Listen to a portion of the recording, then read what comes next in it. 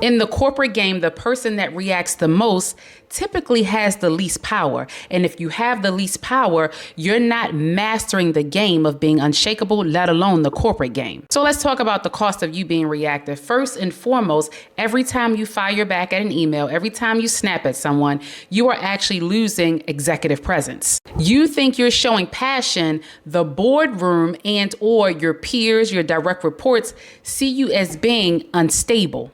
You've lost respect 2 levels up, and the board now sees you as someone who traded 10 seconds of an outburst for their reputation. Number 2, when you're reactive, your team begins to filter truths so that you don't go off the deep end. So now you've lost your leadership influence because the team only wants to work with you when they feel safe.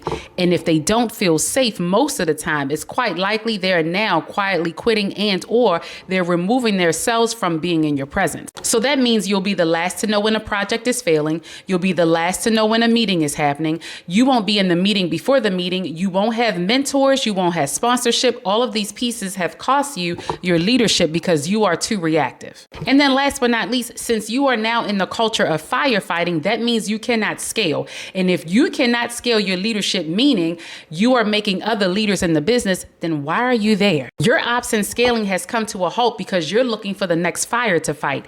Meanwhile, Tom over here is extremely visible because not only does he have a strategy, but he understands how to do things in a way where he's responsive and not reactive. You're exhausted, your team is burnt out, and your environment has become a war zone. And now that that's happened, you're wondering what is next. Get your pen and paper. Here we go with the secret sauce. Your secret sauce is this, the 7-second gap.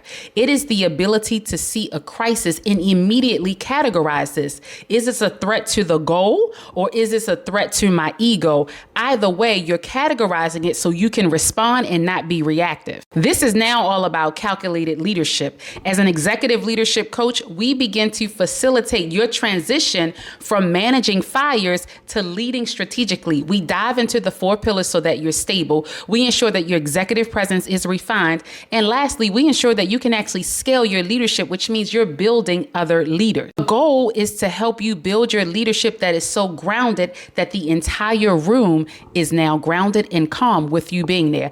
There are 3 ways to get you grounded. The first way is a one-on-one at DanieSheldon.net. The second way is the February 21st masterclass, and that masterclass is for 2 hours, and we go over the 4 pillars. And then last but not least, March 21st, there is a leadership cohort. That means that there's more leaders in the room. If you want more information right here at DanieSheldon.net, happy leading.